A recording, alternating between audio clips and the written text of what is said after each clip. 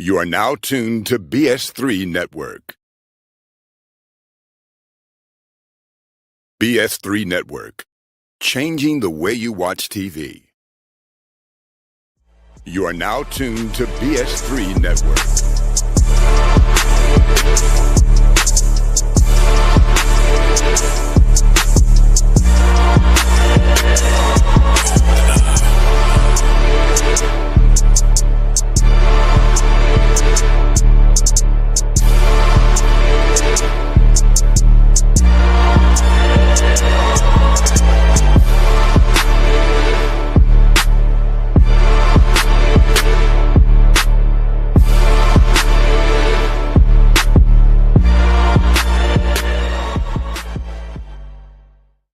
Bring back that DJ and system people. That'll be easy to do.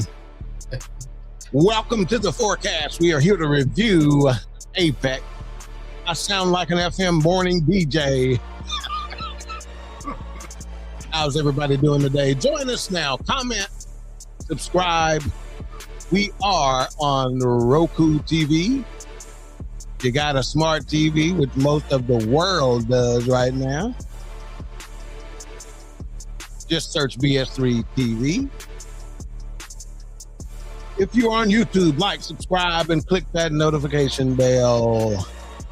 And if you are in the Stone Ages and only had an intranet dial-up, website is bs3network.com and BS3 TV. All right, we appreciate you again. Today we are reviewing Apex that was put out by Netflix. We'll get to that a little bit in a moment. But first, we're going to pick up a conversation we were having off air that is suitable for air. And we were talking about, sports and our, really the seasons more than anything. And I had mentioned that I like the fall and winter because football is my favorite sport currently. And HRap said, baseball, summer's his favorite, and just so happens baseball he mentioned as his first love, and I'll let you pick up there, HRap. Oh yeah, I love football. I married football, but yeah, baseball. Ooh, I didn't get that all the way when you said it off air. Married football. Yeah, but baseball. Yeah, you know what? I may be there as well as being, my first love. Mainly because I just had a natural knack for it. I wasn't formally trained, obviously, like some of the kids are nowadays, man. Some of them are, the one-on-one training, and it's year round, and, batting cages was for fun back then, now they are for work. So me and my cousin and, a lot of kids in the neighborhood were out playing baseball like we typically do. And a coach rode by of a little league baseball team. I think I must have been about 7 or 8, and saw me hitting the ball, which I was always good at, and asked me where my mama was, pulled over. He should have been taken to the police should have been called on and pulling over, talking to a group of black boys.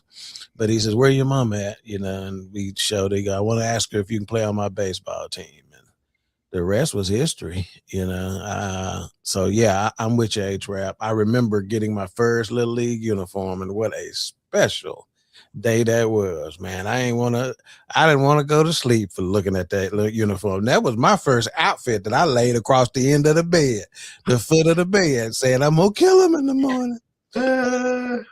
What about yourself, Wilks? Any favorite time of year or sport? Yeah, it would have to be definitely football coming around, but I also like Formula One. But oh wow!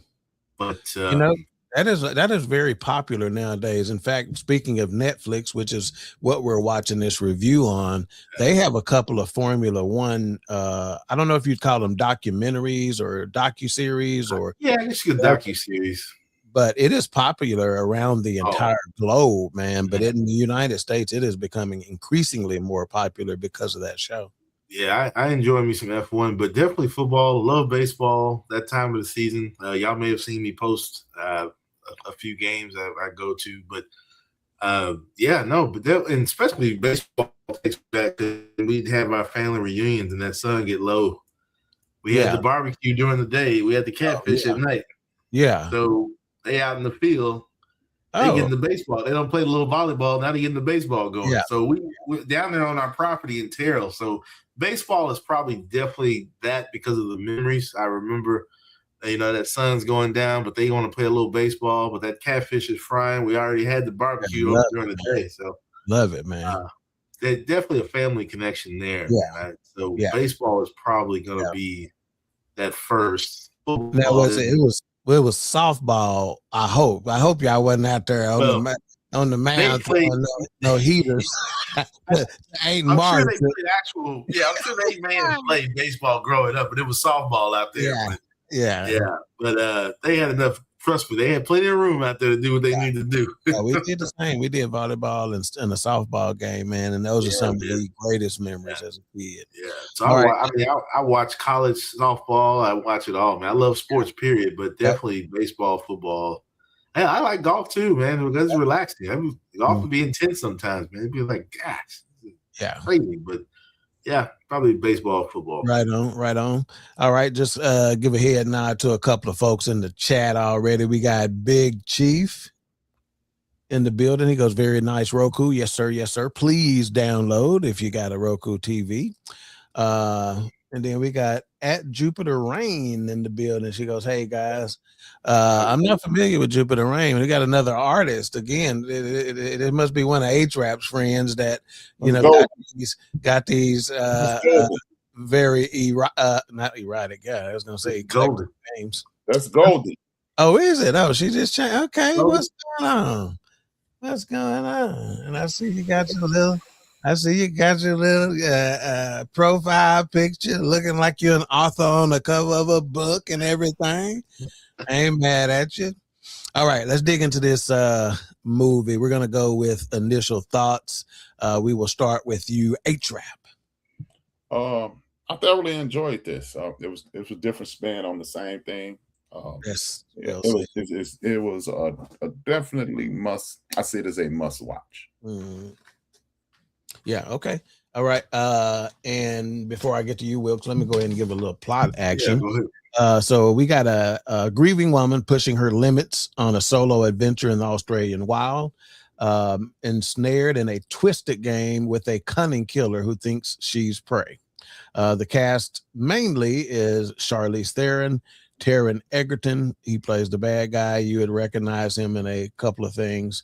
And then Eric Bana, you definitely recognize him in a couple of things. Didn't he play the Hulk in something, like 15 years ago? Yeah. Yep. And then Taron Egerton played in The Kingsman, if you're familiar with that movie. And I think they got a couple of those released in April 24th of this year, on April 24th. Directed by Baltasar Karmakor. We should have been here pronouncing that bullshit. Producers that same guy who directed, he produced it along with Charlize Theron, which is happening a lot nowadays. Your big name lead actors are getting producing credits. I don't know if they kicking in any bread or getting anything on the back end, but they're getting the producer credit as of course. And then Jenno Topping also. And then the screenplay, Jeremy Robbins. So does that name ring a bell to y'all? It does. It sounds like with the other Robbins, world-known actor in the 90s, 80s. That's right. That's exactly right. He actually wrote the screenplay, which was surprising to me. I'm like, okay, he doesn't transition. And the screenplay not bad, but like HRap said, it is a very familiar cat and mouse kind of situation that we've all seen. All right, Wilks, on you. Initial thoughts. Yeah, I thought it was pretty interesting. I felt like they may even gave a nod to, I don't know what the proper term is, but the rock climbing without the gear. I think it's free solo. I think it's free solo. Yeah, I mean I've seen documentaries on that. I'm just like, But I thought it was done well. I didn't expect that he was living out and filing his teeth down, and I didn't know. It was like, God dang, what's going on? Yeah, that was wild stuff. Yeah, man. It was It was good. I thought it was pretty good. Yeah, we got my BFF. He said my BFF back, Chef Jeff. You can check him out on BS3 Network. Always doing a little cooking. Go to say it me. Yeah, and then she laughed at my Jupiter Rain comment. Big Chief, shout out to HRap. And she says, I love this movie. And believe it or not, I was with family this weekend. My dad just brought it up. We were just talking about, movies we had seen recently, and he brought this movie up. He goes, have y'all seen that movie called Apex? And I just stayed quiet a minute just to see what they were going to say. And of course, nobody else in there had heard it, but my dad said, he goes, man, I watched it. I loved it. Now, speaking of the name of the movie, Apex, when I heard Apex, I thought something different. What about you, Wilks? Did you think I did different? Yeah, I thought like Apex Predator, like some kind of, like who's knocking who off the top of is there somebody else out there hunting? I really thought it may have been a play on Jurassic Park or something like that, Right. What about yourself, HRap? Did you think? I actually believe that's exactly what it was. It was, as you mentioned, rock climbing. And it's also Apex Predator because dude turned himself into an Apex Predator. Right. It's a double entendre from my point of view. That's exactly right. Exactly right. All right. What about predictability? Well, first of all, let me talk a little bit about cinematography because this was, I would imagine it's filmed in Australia as well. Sometimes they'll represent something as a particular place, but it may not be. But I believe I did confirm that it was Australia that it was filmed in as they represent it. And the Australian wilderness, if you don't already know, is one of the most hostile and intimidating terrain out there. What do y'all think about cinematography? HRap on you. Oh, the cinematography was excellent. It put you right on top of everything.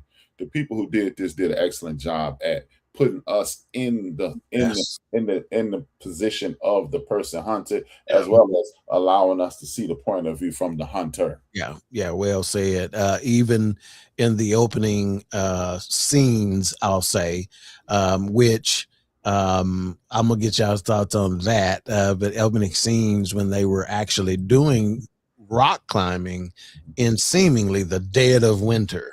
And I think they get big kudos for one of these opening scenes. We'll get into it in a minute, but Wilks, talk to me a little bit about the cinematography and, what you saw on screen from a picture standpoint.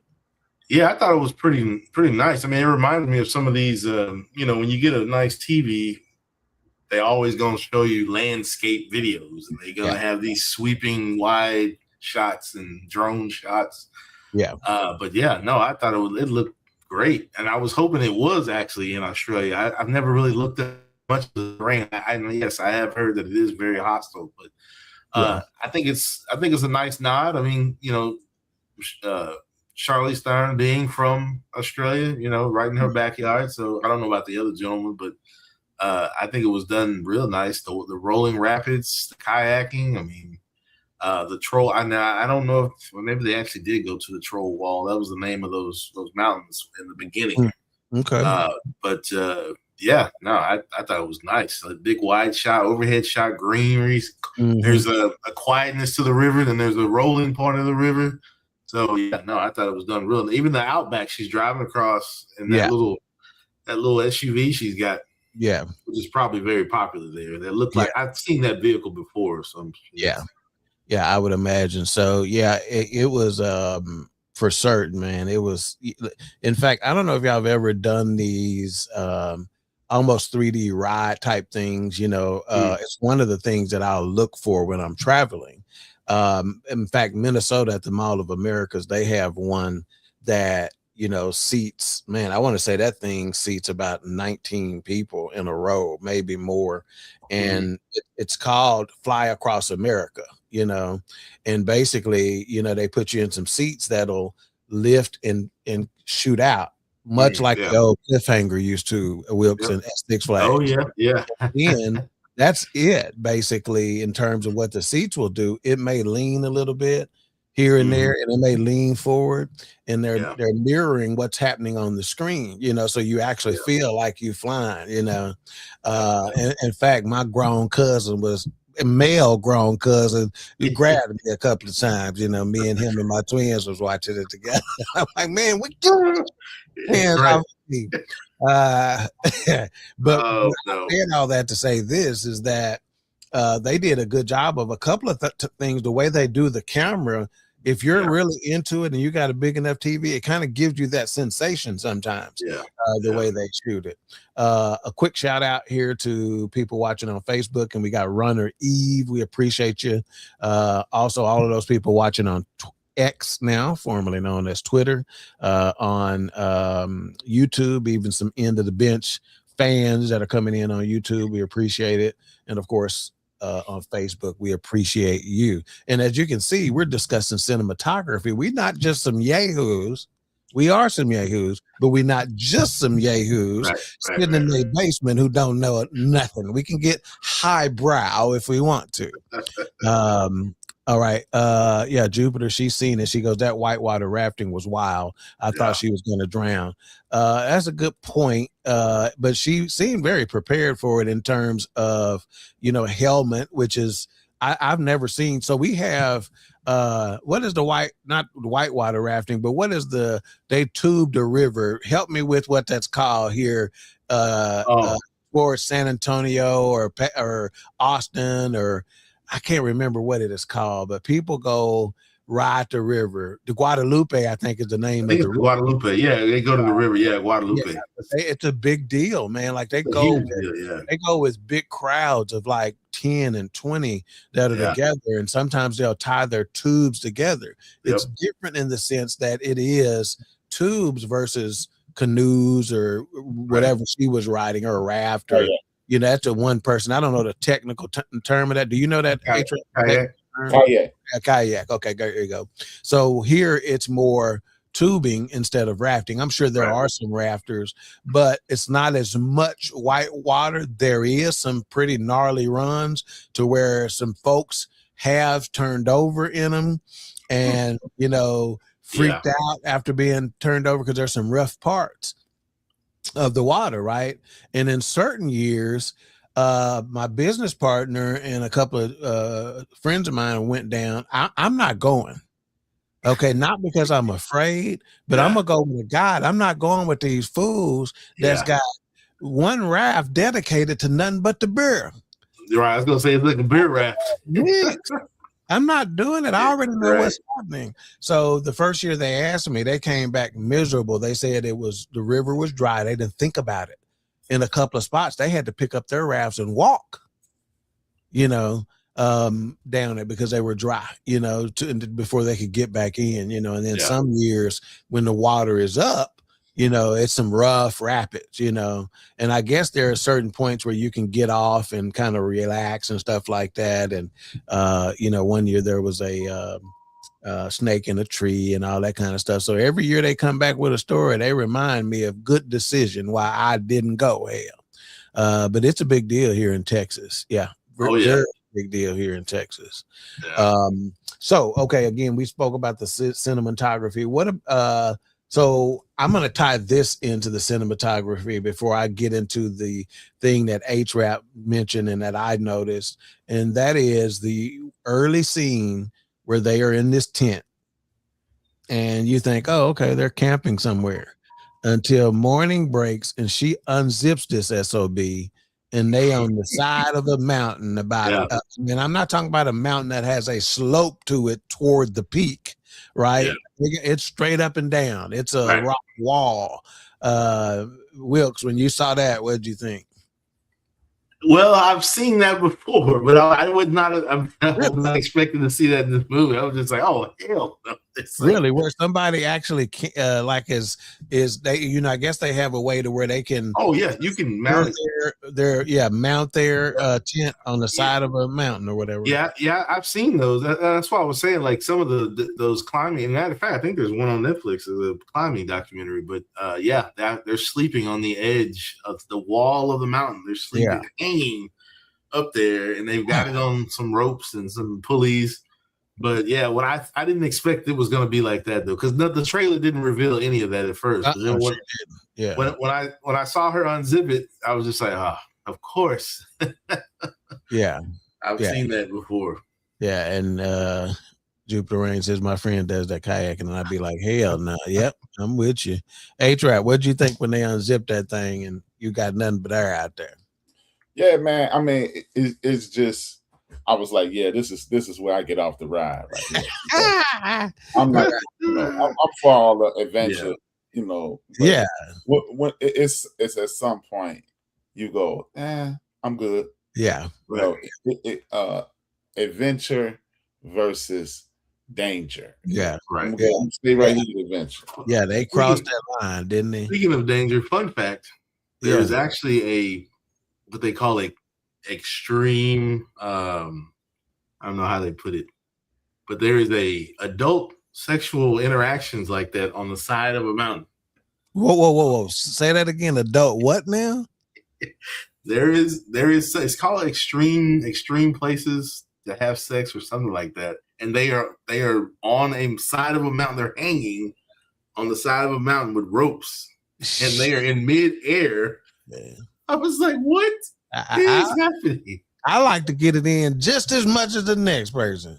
No, man. But I like that. No, it's a sex on the side of a mountain missionary. Give me a missionary. Floating.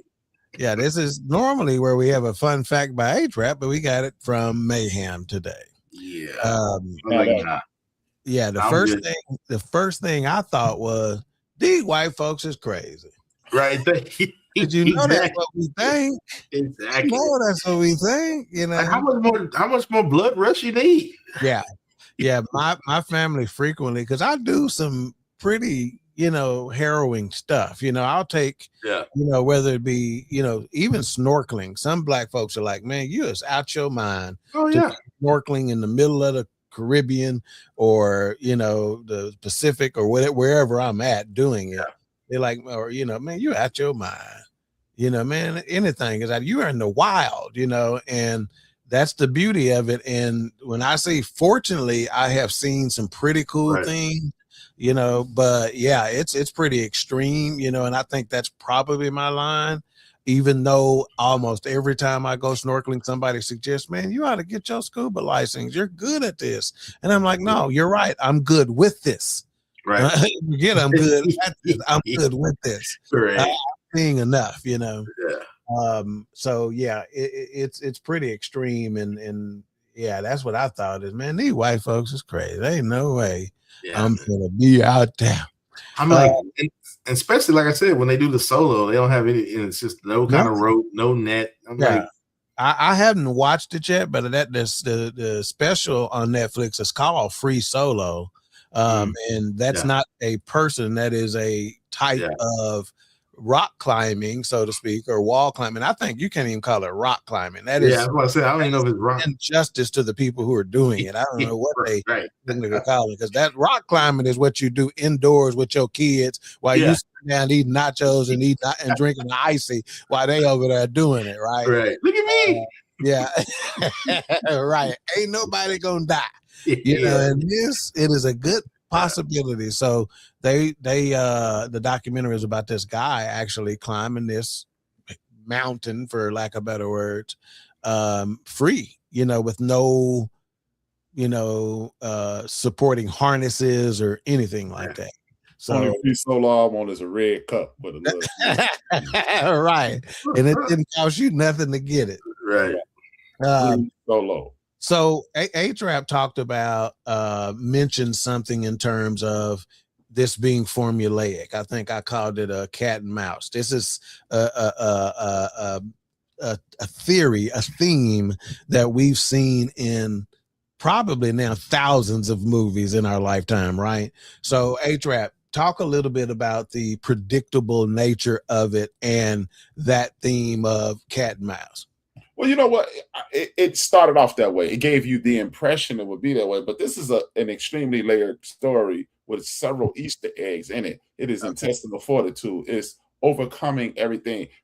It's realizing, and if you watch it the right way, at the end, it's a very spiritual element to it as well.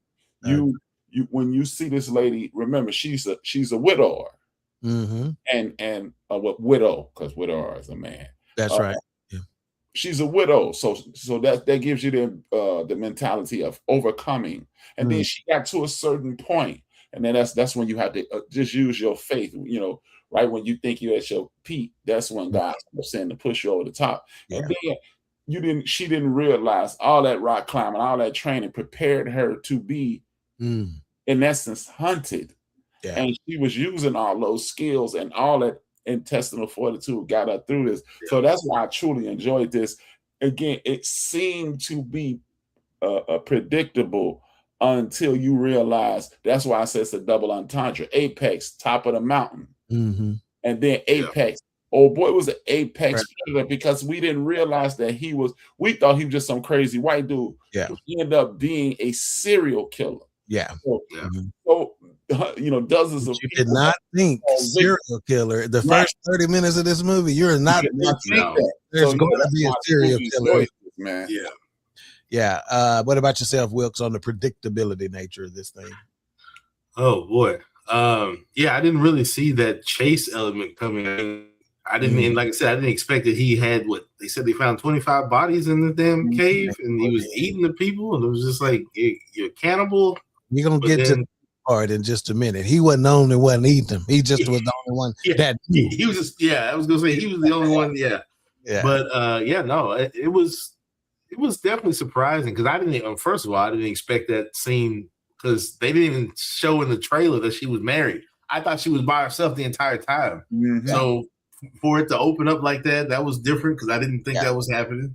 I just thought she was adventuristic by herself, but come to find out her partner's with her, and of course, I think his fault. I still think when he fell, it seemed like he may have broke his back, but and he hit his head too, and that's what knocked him unconscious. He wasn't dead right then. Right. Okay. But unfortunately, and had he been conscious, had he not hit his head, he probably could have recovered from that, because the way they have the harnesses and pulleys and all that stuff looked up, it's expecting you, because again, that's the difference between free climbing and being harnessed in safety. Right. So it caught him like it was supposed to. Unfortunately, on the way down, I hit my head, and like you said, his back could have very well been broken. And I think she had told him, he had asked her, do you got my loop? Because at this point, they were trying to get down the mountain quickly, because they were trying to avoid a storm.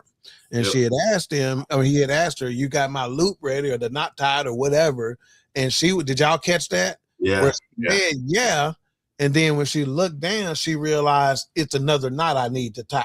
As she tried to holler at him, but by then I done caught your and you'd have to think in that environment, the way sound travels is not as direct as it is traveling right now, right? It is probably echoey, and it may take a minute to get there or whatever, and so HRap mentioned that she was a widow. She didn't start out that way.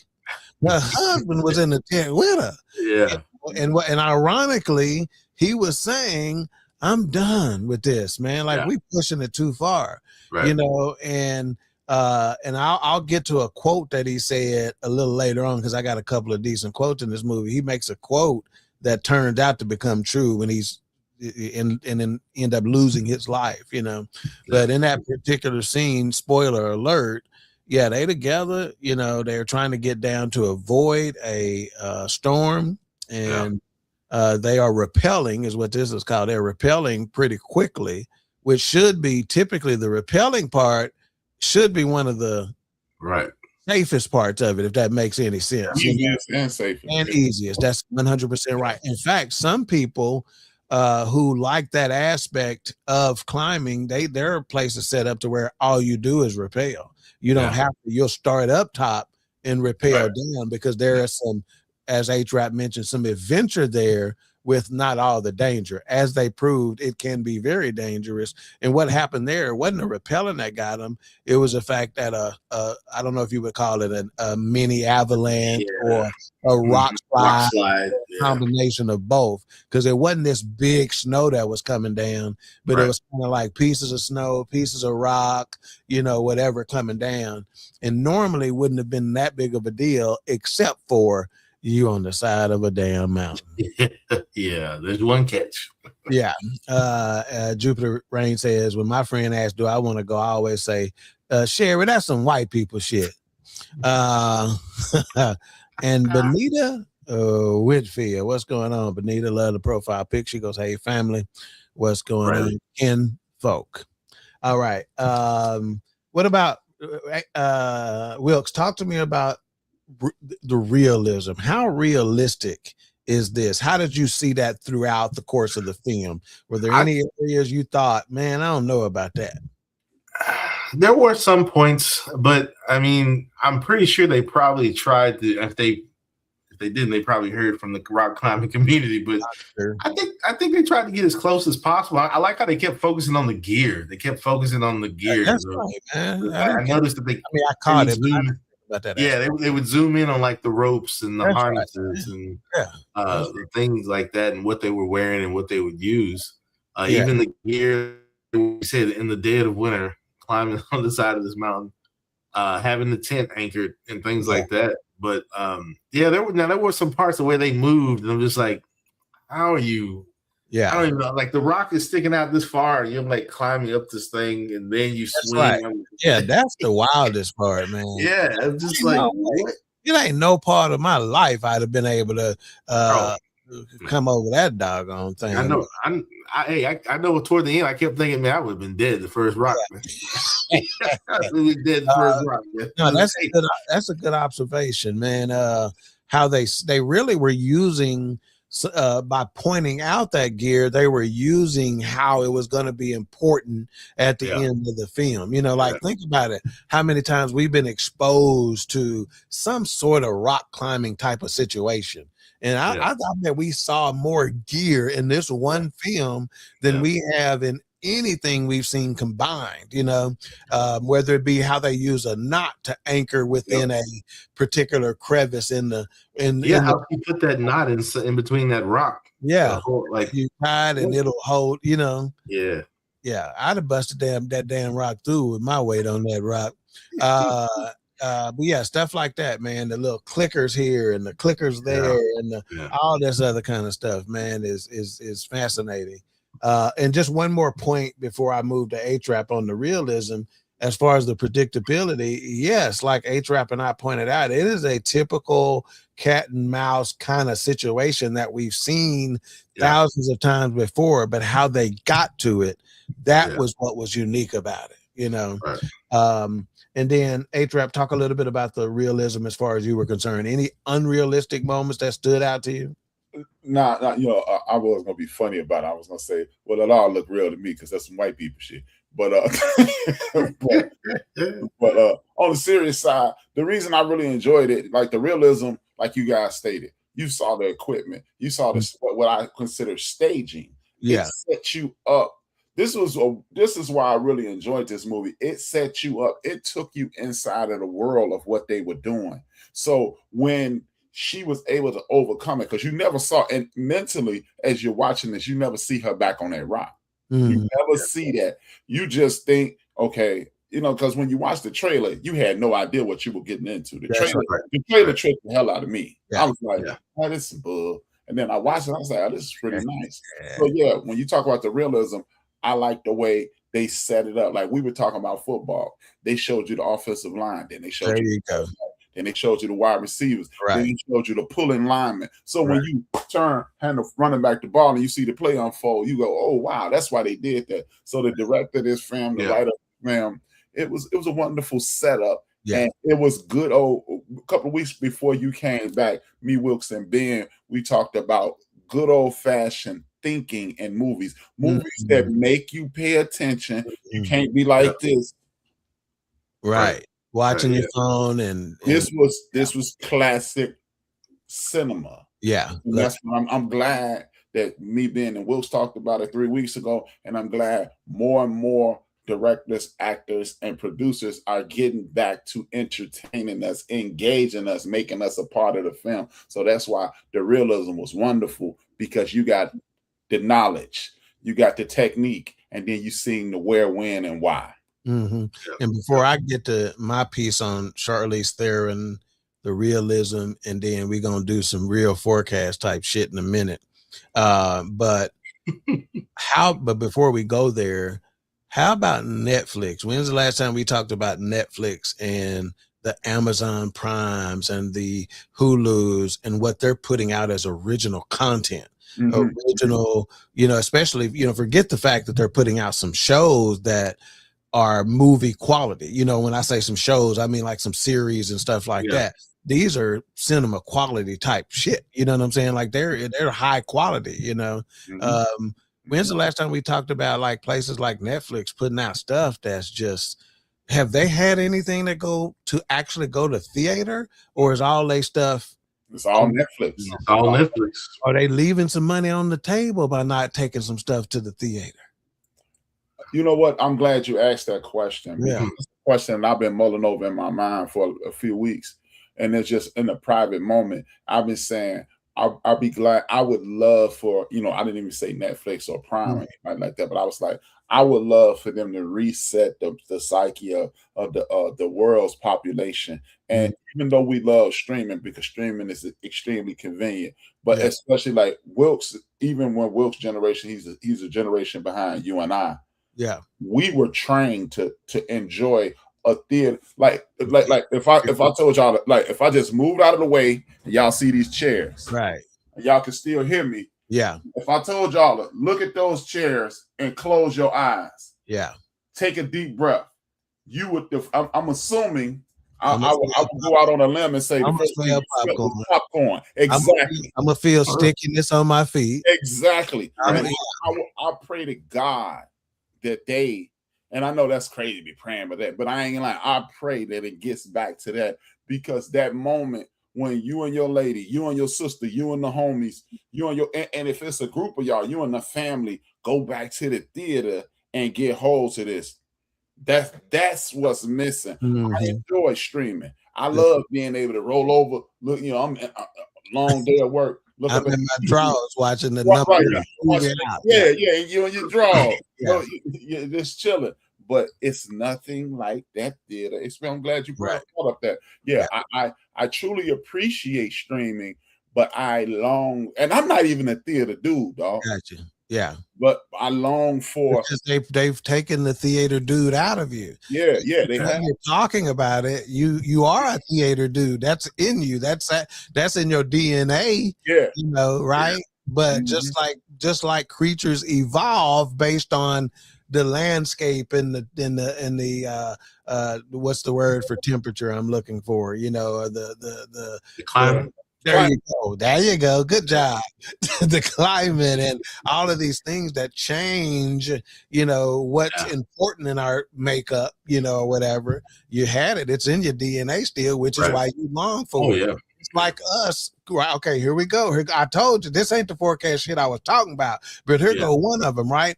Ain't it just like when you eat a food that came from Africa that we hadn't eaten in a long time and your body reacts to it? Yeah. You follow me? You eat it, and I know I got Jolene Harper in the chat room right now, and I bet you he's losing his mind right now and would love to come give a 30-minute dissertation on that. What is deep ingrained in us, but that has been taken out of us, but our body immediately recognizes it when we get it. Oh, yeah, absolutely. You're speaking about, Dawk. Epigenetics is the term that you're speaking of. Your genetics are predisposed to enjoy certain things, even if you haven't been exposed to them. Ooh, love it, man. Love it. It's that nourishment. It's I heard Arnold Schwarzenegger say one time, he's like, certain foods are going to give you the nutrients that you need, because if you notice, your body's going to react to that. And you feed that muscle has missed that.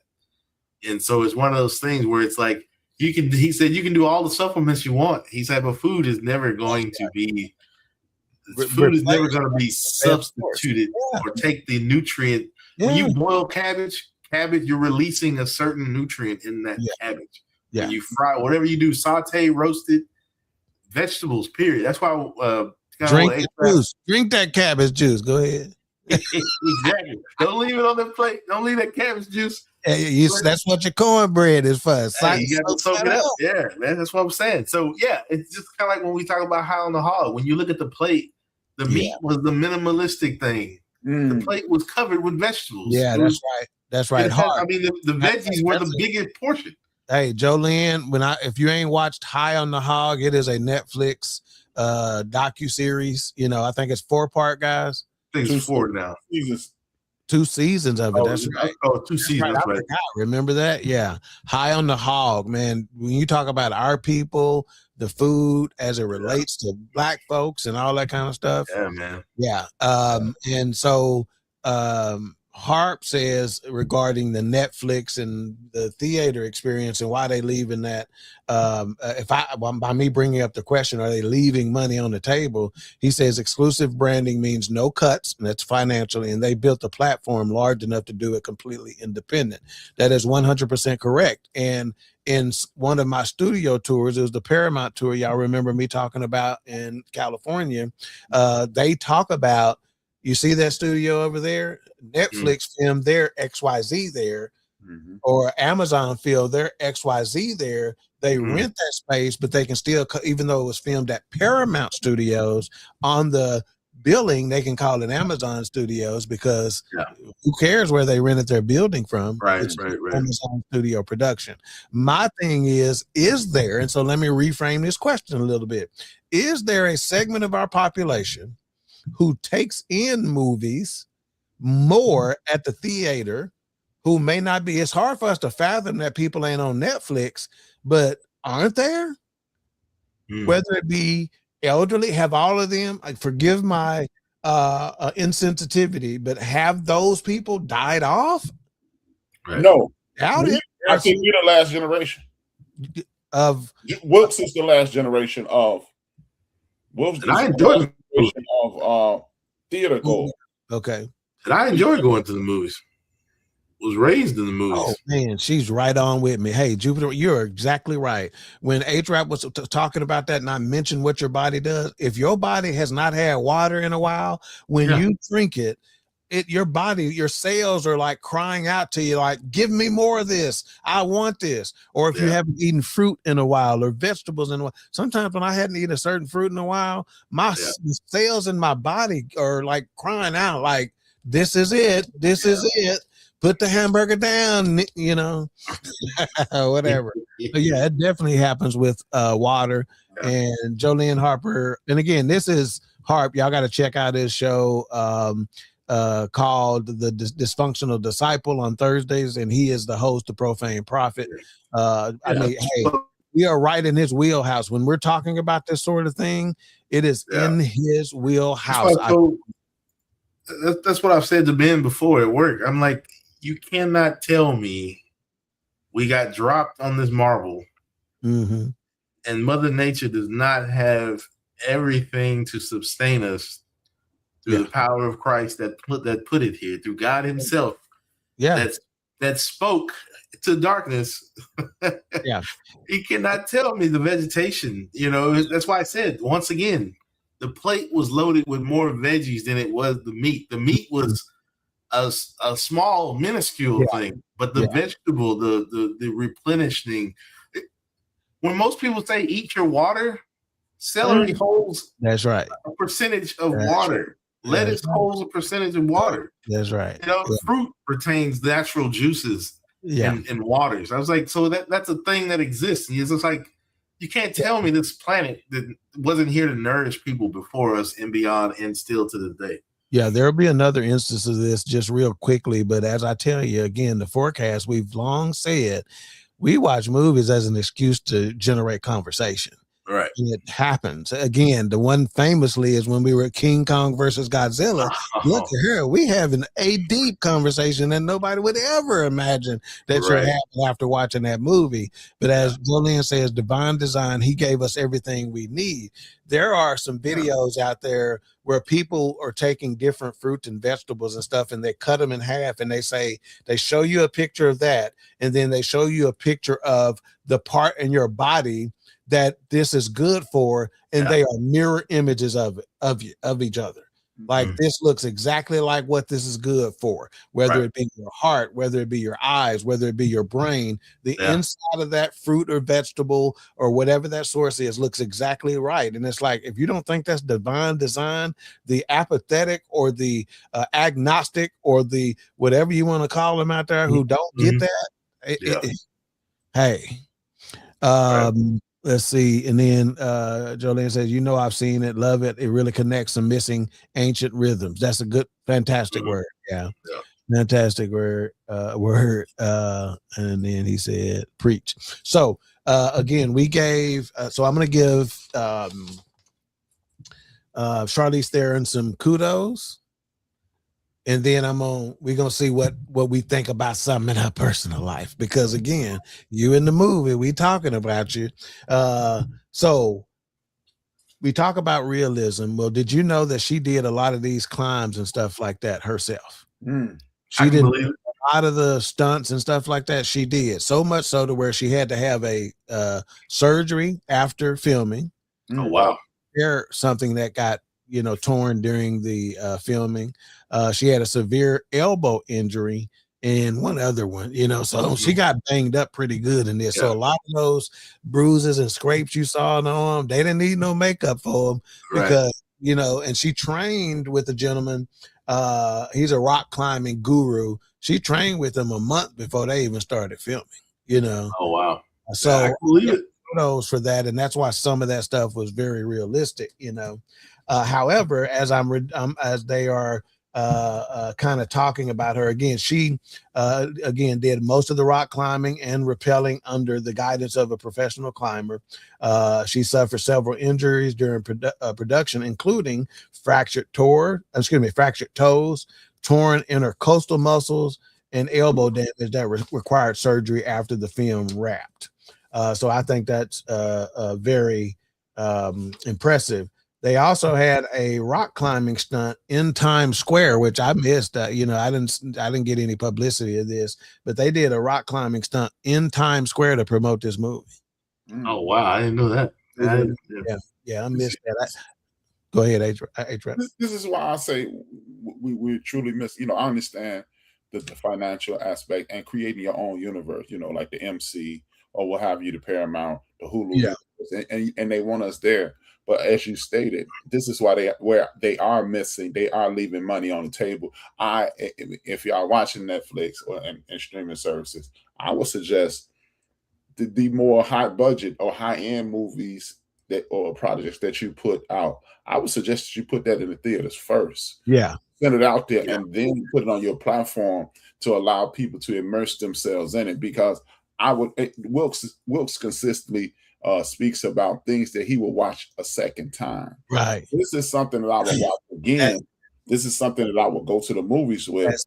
Talking with your people, your family, friends, significant other, and then you at the crib chilling and you see something that you don't see. And that's what's missing. Yeah. Love it. Quick shout out to Theodora Harper, the blue streak freak in the building. Again, we talked about Jolene Harper, no relation that we know of. We got Christopher Hart, Clinton Killian, and again, we mentioned Runner Eve earlier. We appreciate y'all tapping in for us. Again, those on Twitter, on the BS3 Network platform, on the King Dawk platform, again, the End of the Bench platform on YouTube, my personal platform on Facebook, End of the Bench on Facebook, BS3 Network on Facebook. We appreciate you. And again, shout out to our fearless leader, Benjamin Sutter III, also known as Trey, which is where the 3 come from. He's the gentleman who put the BS in BS3 Network. Roku. Oh yeah, Roku as well. Roku. We have so Charlize Theron adopted 2 daughters.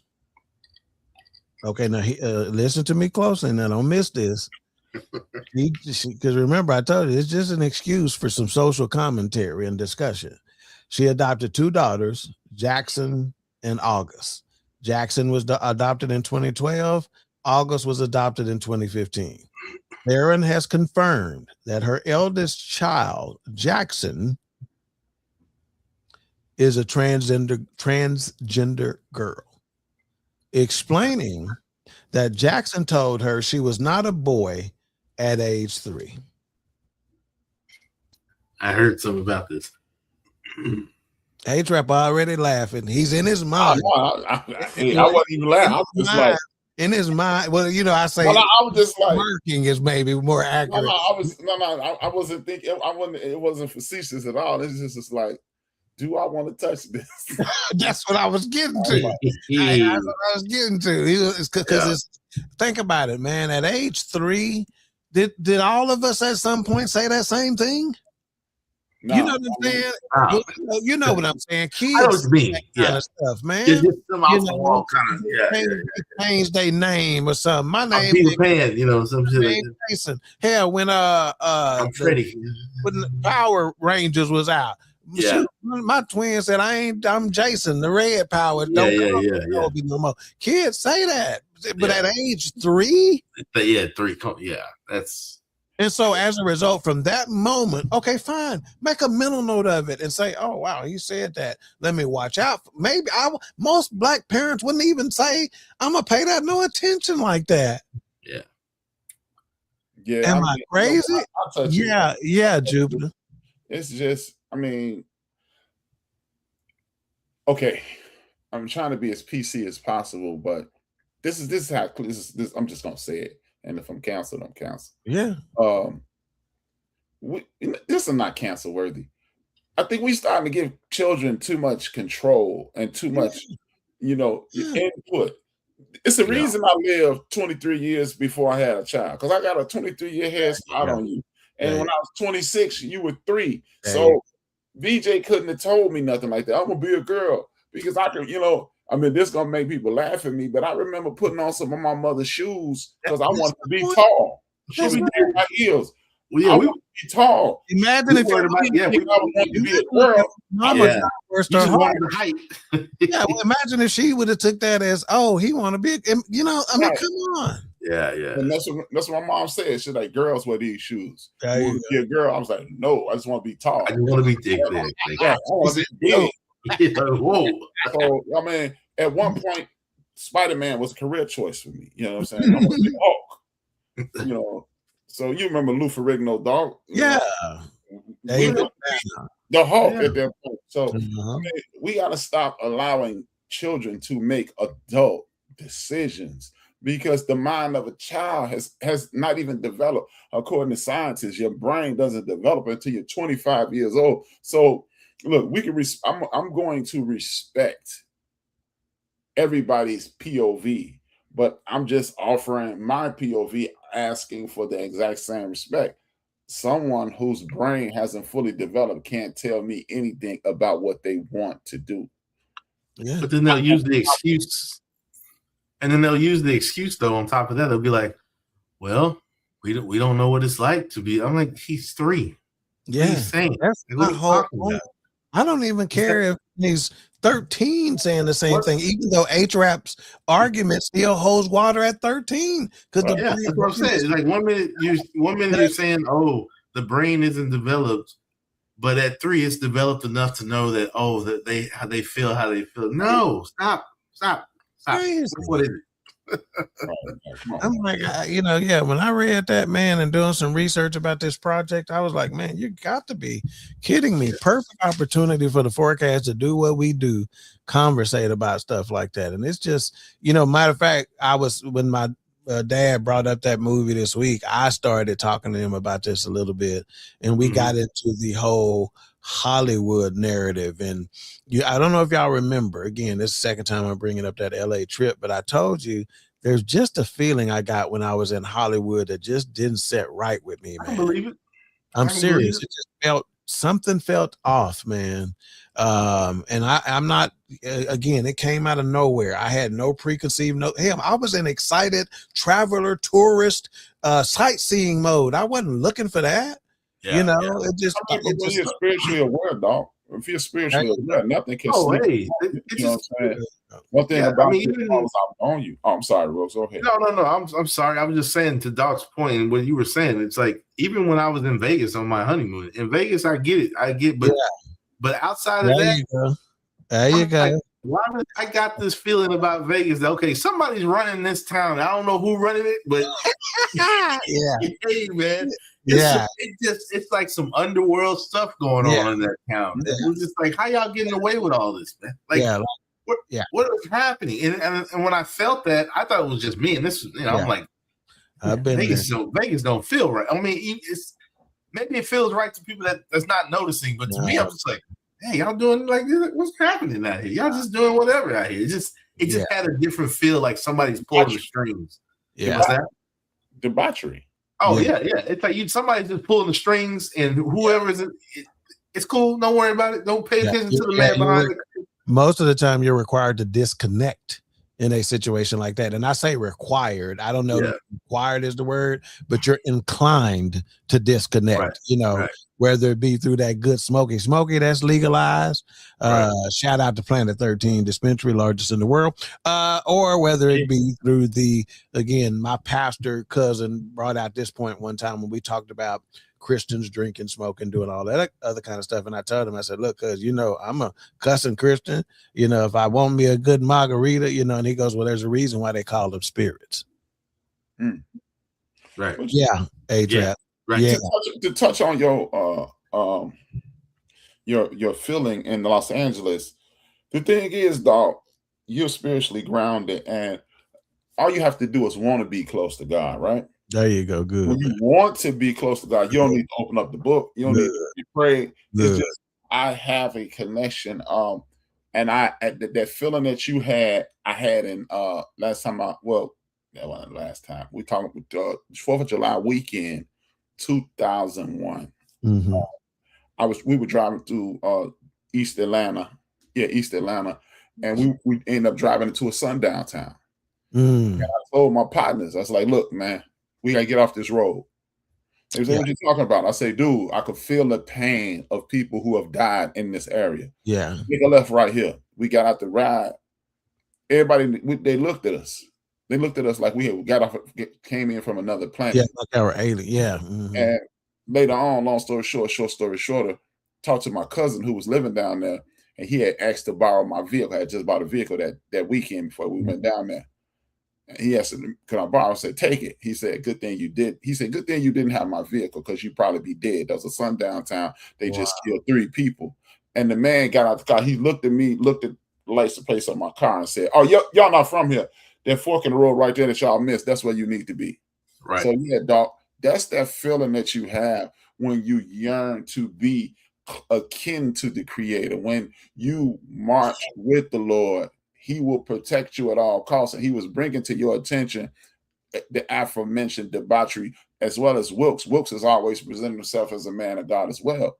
So when you are walking in this, when you walk into this negative pit of madness, everybody's not going to realize it because, as you said, you are submitting your soul, you're submitting your defenses when you go into Vegas, when you go to Los Angeles, and you're immersing yourself with tourism, you're immersing yourself with the things that the wares of the town per se. So you won't pick up on that unless you identify, I'm here for fun, not for the features.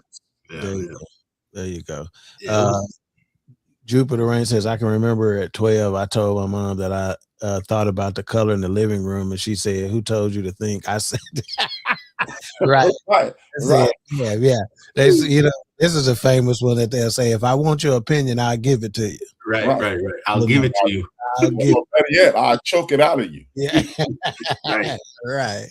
But yeah, you know, and that was at 12. So let alone at 3. Come on. Yeah. Come on.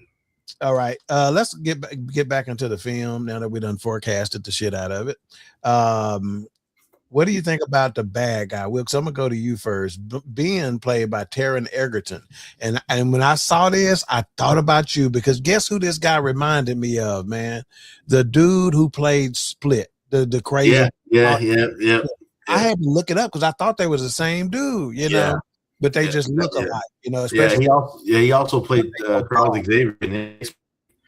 Yeah, but I thought he did great because, like I said, he's in the Kingsman, and I'm like, that's something totally different, far removed. Yeah, and I'm sure he's probably studied. Even Woody Harrelson played some roles like this, kind of where he was kind of. I'm pretty sure he pulled from Split and Woody Harrelson and some serial killers out there, and just certain things that. I was getting some 90s vibes that I had seen, like movies that were like this, and he was kind of what's the word I'm looking for? He was kind of not omitting, but he was kind of putting out those vibes of like, hey, he was projecting those things that he had seen. I'm curious if he even like studied certain people, maybe actual serial killers or something like that, or interviewed. Yeah, he did a fantastic job. Yeah, I thought he did good. I was like, man, facial expressions when the hunt was on and stuff like that. I'm like, God, this is even when he was showing her his teeth, there was this vulnerability there too when he was showing it, right? That he was like, showing. I mean, he had all the power right there, but still, you could tell he was vulnerable and was hurt by her reaction.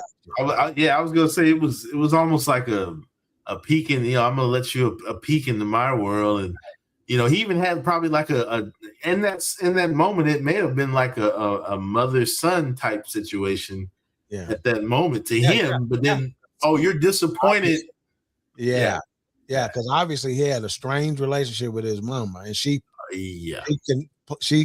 picked up on that and called it out. HRap, what do you think about this guy as a bad guy? What'd you notice? I picked up on Wilks too, and like Will said, on things that Will said, like, but I was thinking more Wild Bill from Solace of the Land. Yes. Oh, that's a good one. Yeah. And you know what? That is genius. Yeah. He's got a lot of Wild Bill in him, especially with that little yell he do. Mm-hmm. He was doing and stuff. If you hadn't seen Solace of the Lamb, y'all got to go at it. And one of the things that really, really drew me to this dude in regards to the character, y'all was saying y'all thought it was a parental thing, right? Mm-hmm. I thought it was because this is when the apex predator portion comes in. I thought it was more of a mating ritual because remember he killed all the men and killed her. He was making calls like oh. I think he in his mind. That was a mating situation, and that's why he allowed her to continue to be alive. I thought he was trying to lure her into his world to mate and continue, but it failed them. And when we get to that portion, I'll give my opinion on that. This is when the apex predator, when the humanity was unable to succumb to the apex predator mentality. But did you also notice how he kept relating him to humanistic traits? He kept calling him Ben. Yeah. Because in his mind, I'm an apex predator. I'm a wild person. Right. He wasn't Ben. That's she kept saying Ben to snap him out of that crazy, like psychotic. That's exactly what I was going to speak on. Yeah. I was like, she kept using his name. Yeah, go ahead, HRap. We there. Go for it. Yeah, go ahead. Yeah. See, that's why he was unable to kill her, because she kept bringing humanity out of him. Remember when he was choking her on the ground? Animals kill to eat and kill to live. He was killing for pleasure at that point. Animals, because you're an animal, it won't allow you to. The humanity in him wouldn't allow him to continue to be an animal. So she had tapped into him deep enough. Whereas the predatorial mentality had been zeroed out. So that's why I said, man, I thoroughly enjoyed this, because you got the spiritual, because intestinal fortitude, you could clearly see she was a person of God, because she kept looking at the sky. The sky, the earth played a major role. Nature played a major role in this. Then you got the predatorial person who's trying to purge all the humanity out of them. And then you got this dude who's attempting to mate with her, in my opinion, mate with her to continue the lineage of the destruction that he's trying to create. It was extremely layered. And then, as you mentioned earlier, you got the professional portion. I cost my mate his life. I had to dig myself up and pull myself up out of this. Yeah. And it was just so many layers. And then that's why the equipment was so, as you mentioned, the equipment was so key, because now I'm going to show you how I'm going to get out of this. And then take the intestinal fortitude. And like y'all said, hey, that run rock, I'm dead right there. And remember, that's what killed her husband in the first place. But she continued to dig deep. She continued to have faith in herself, and it put her over the top.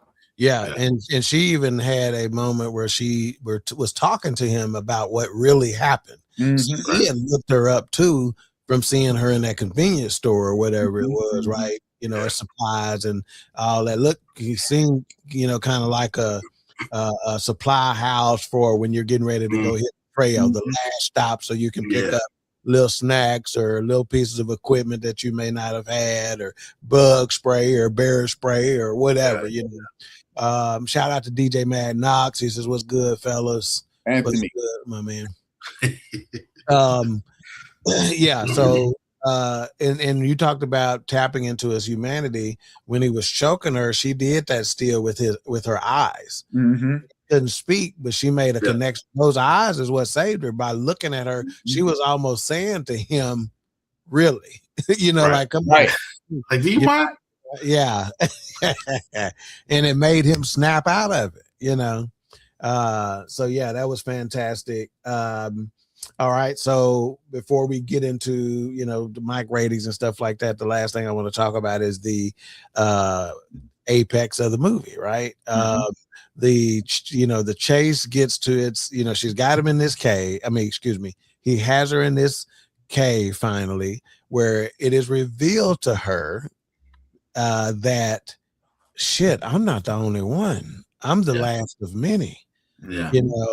And they see the people hanging there. Earlier he had talked about how he processes his beef jerky and hangs it to let it dry and all that other stuff. So she's captured. She's in this cave now. He sees the people hanging meat hunks. And then she sees out, and he's like, he had talked to her about not wasting anything in the body. He had talked about the reverence of a kill. So he still has some of that in him, much in the way that a deer hunter will talk about. Right. Yeah, but really more Native Americans are real high on that. If I'm going to take this thing's life, number one, it's going to be for survival. And I'm going to give thanks, for everything. I'm on. Yeah. But she sees this, and then she also sees these beef jerky packets that she had bought one of and ate. And there's the cannibalism angle. Wilks, talk about that piece of it when all that I did not see that coming, man, but I cannot imagine what that did to her when she saw that package, man. It's like, I'm surprised they would have been great right there. She automatically throws up. Yes. So maybe some people, because think about it. How many people watch this who probably missed that HRap? Because of the way they watch movies and stuff like that, they like what they didn't understand what had just happened, because they I think that would have been perfect. Yeah, they consider that scene in the store when she's getting that beef jerky. She didn't even just grab it; it was a last item added. She had already checked out, and I can tell you the price. They did such a good job of pointing it out. It was $7.95. She asked, how much is this? And they kept zooming in on certain things. When that camera zooms in on certain things, trying to get you to pay attention. That means it's gonna come back somewhere. Yeah. It's like a good comedian. Yeah, the comedian's gonna start out with a moment. Yeah, you watch 45 minutes, and they done close with the top of the joke as they tied with the end of the joke. So they done took the whole segment and tied it together. So man. And then they showed them packages again. Like I said, the second she realized it, I just thought it would have been perfect if she threw up right then. And then she realized I ate human.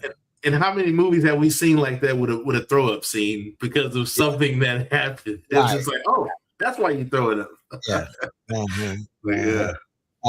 HRap, anything else you notice in that scene right before it gets hot and heavy? Because she realizes, okay, shit, I'm one of many. He brought me here to kill me. You could even tell at one point she felt a little hopelessness, and she almost started to beg him to be like, come on, man, not me, you know, before she started getting into, I got to look for every opportunity to get the hell out of here. HRap. You see, that's the part I was talking about in regards to the spirituality. Yeah. When you on your grind, when you on the ground, that's when God steps in and says, okay, let's go. That's what she did. That's why I'm telling you, dog, this was a great movie. And again, I hate to continue to harp on it. And this is why it needs to be in the theaters. Yeah. This is much better than unless you got a 94-inch TV. Right. Imagine on the big screen. 100, man. This is much better. It's the greatest. So yeah. I picked up on all those vibes. It mean, you know, destitute, hope, dismay, panicking. You don't have time to do any of this. And you know what? Maybe that's why she didn't throw up, dog. Yeah, maybe. I ain't got time to be recovering from this. I am in survival mode. I get to the crib. Yeah. And so then I can't even remember right offhand how she ended up breaking loose for a moment, because she didn't get all she was completely loose from him.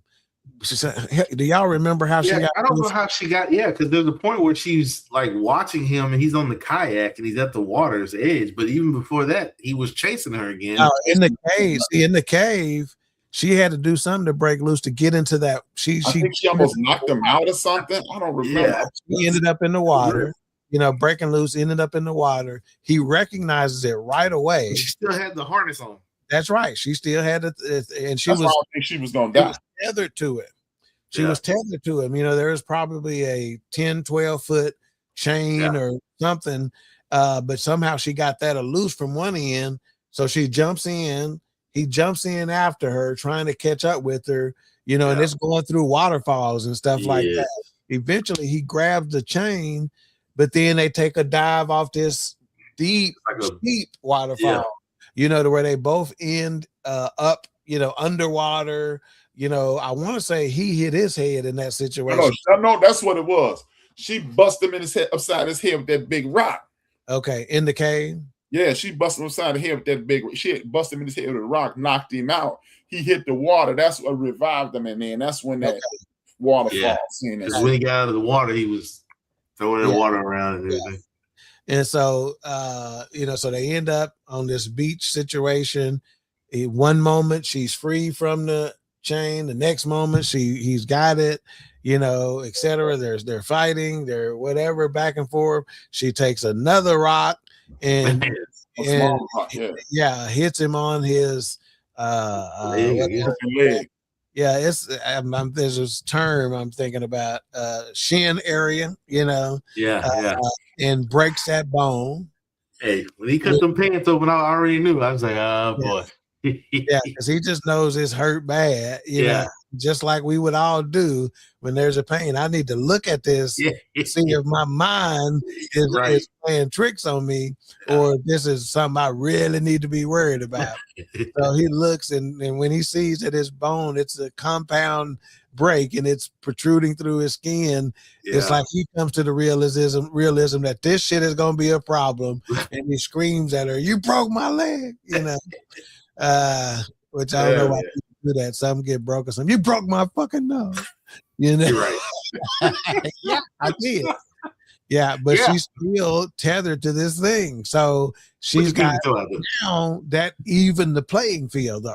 You know, you got one up on me, I got one up on you. You know, and they did a real good job of letting some time elapse without having to spend the time in the movie. Right, you know, because then it speeds up to where it's either dusk, you know, or something like that, and you can tell time is setting in, and you know, it had been long enough for flies to start forming around his wound. So when she told him, "Without me, you ain't getting out of here alive," and the fact that they used the climb to get out of it, but first she asked him first, "What's behind there?" And he goes, "A 12-mile walk. You'll never make it." And so that's when she's like, "Well, to get out of here, we gotta climb, and you can't do it without me." You know, And that's when some of her climbing skills came up, and she even referred to it as a diaper harness. I promise you that's a real term.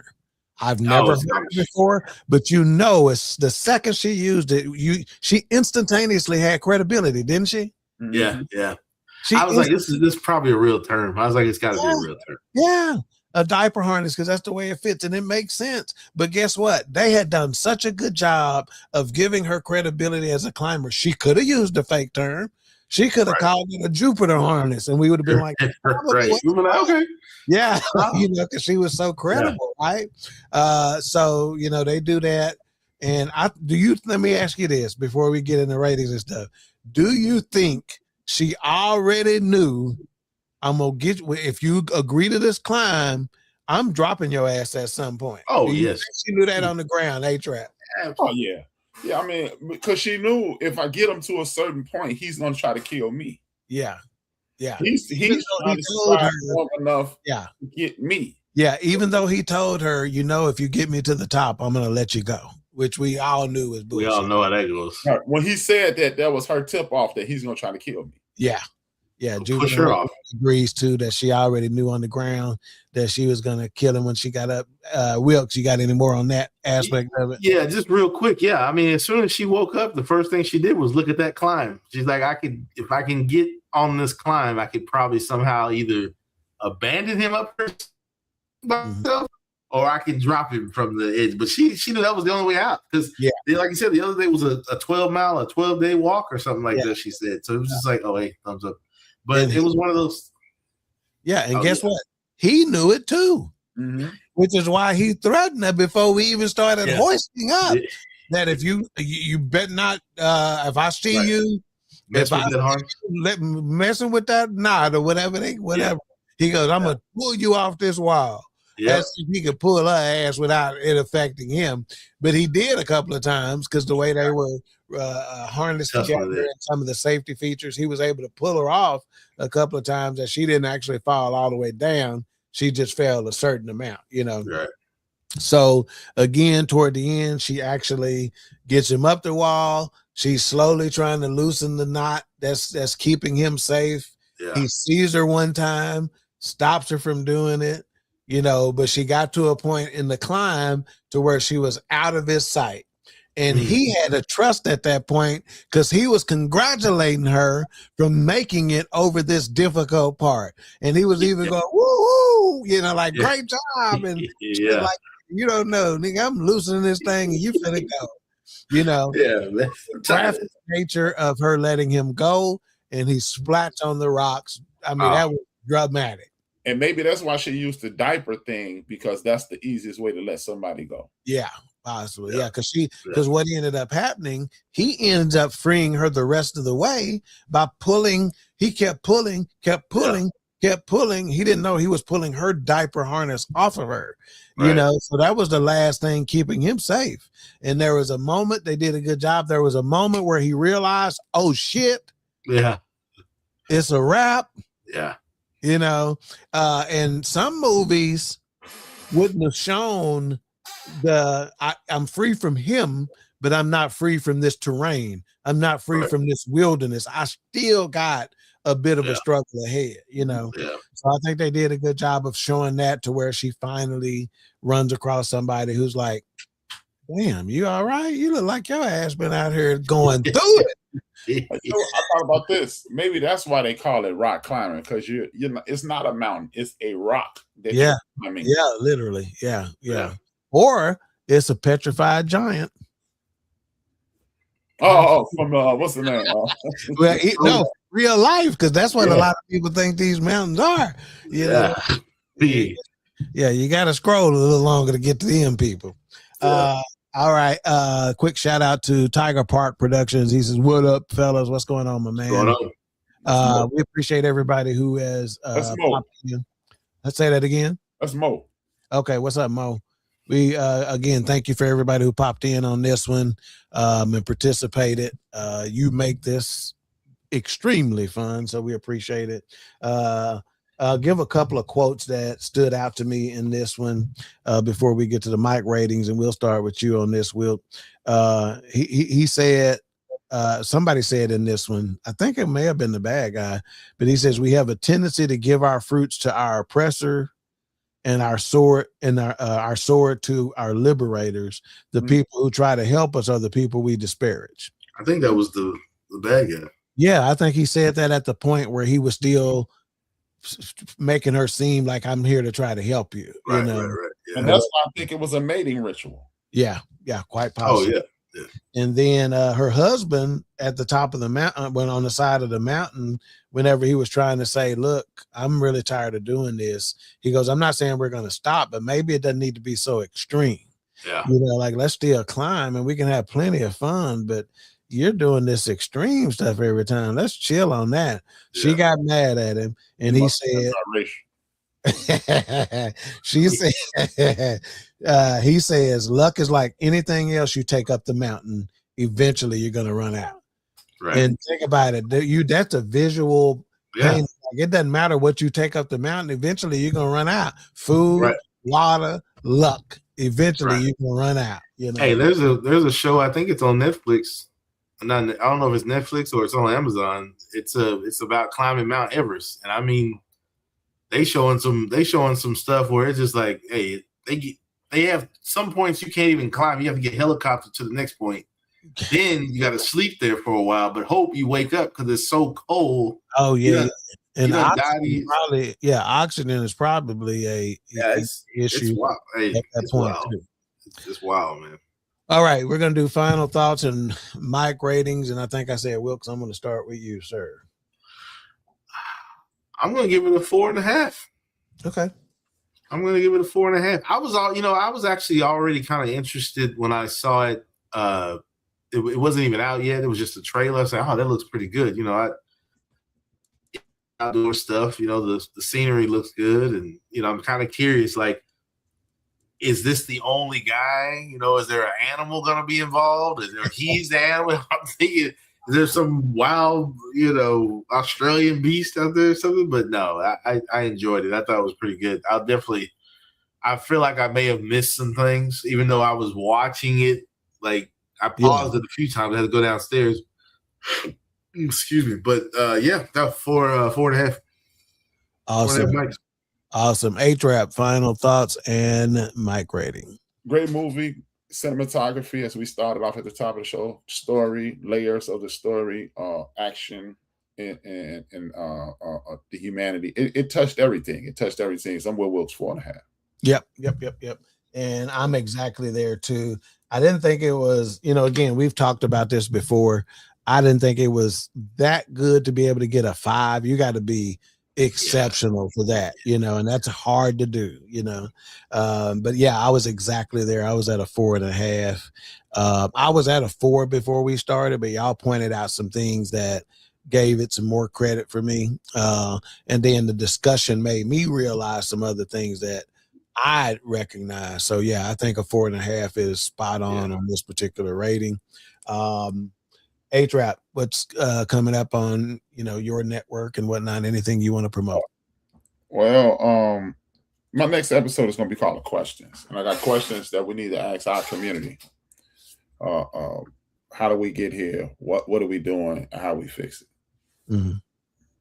That way, it's just a bunch of questions. Let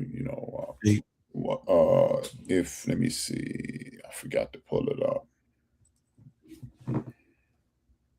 I'm just gonna go with the questions. Yeah, that's whew. Yeah, yeah, certainly. Yeah, it's just a lot of questions that we have. It's a lot of stones being left unturned, and the reason, there it is. The reason I even called it Questions is because people, like, I posted something big up in myself on Facebook last week about being proud to be a Black man. Mm-hmm. And I had someone ask some questions, and it was a demonstrative question, and I clapped at him, and then I apologized to him. Mm-hmm. And I said, he asked, why can't we do this if it's that great?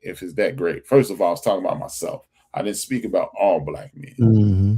And then I said, well, the reason we can't unify and work together is because of people like you. We always identify with what's wrong. We never ask. We never give answers. So I presented the questions. These are the questions.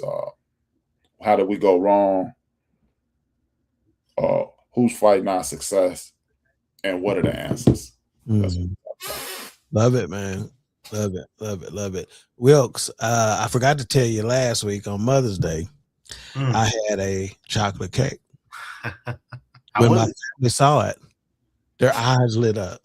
Wilks, I'm like, no, you should have saw I want to cuss so bad right now. You should have saw the effing disappointment on their face, man. I'm serious. Wow.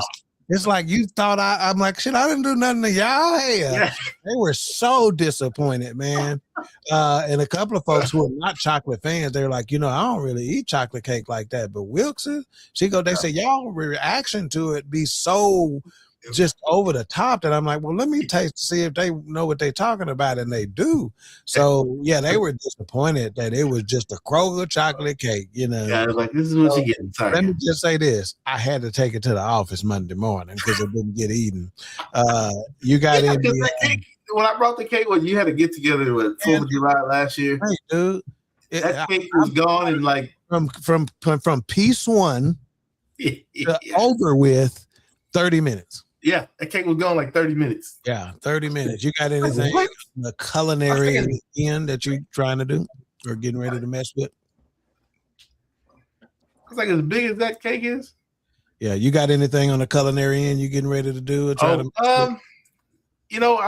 I've been dealing with this idea in my head here lately, and I'm watching people, and I'm noticing people that are doing things that, I don't have to be always visually present, but I'm starting to gather that I have a GoPro here actually that I need to put to work. One of my friends, and like you guys have always said, I'm toying around with probably dropping quick edited videos as I'm learning this editing tool that I'm doing here. But I may put together something that just shows a quick, hell, it could be how to slice a tomato. I don't know, something like just to get my feet. Yeah, me and him in the kitchen. Yeah. I got some things premiere for 4 years.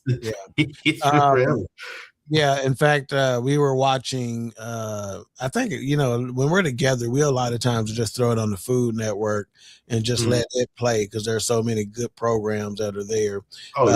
And I saw somebody making some on one of the competition shows. They made some homemade black pasta from scratch. I call it black. You may call it blue or purple or whatever it is. Did it from scratch. And I said, Wilks make his own pasta from scratch. They like, do we? Oh yeah. And they talked about the benefits of doing it from scratch, in terms of the quality. And it's really, it's really easy. Most people think it's intimidating, but it's more, you don't have to get that fancy while they put the wheel on the things in there, but if you want to do it that way, that's fine. But it's really just eggs and flour. It's just eggs and flour. And when you get it mixed into a dough, even if you got a rolling pin, and it doesn't even have to be a machine like I have to cut it, you can get a yardstick and slice it down the side, whatever it is, and you got noodles. When's the last time I done heard the term yardstick? All right. And coming up next week on the Fourcast, not a damn thing because it's Memorial Day. So I won't be here. I don't know if they going to be here. But yeah, it's Memorial Day. I think we're going to give the gentleman a day off. Again, we sincerely appreciate you joining us for this episode of the Fourcast, and we will see you in a couple of weeks. Peace. Peace. BS3 Network, changing the way you watch TV.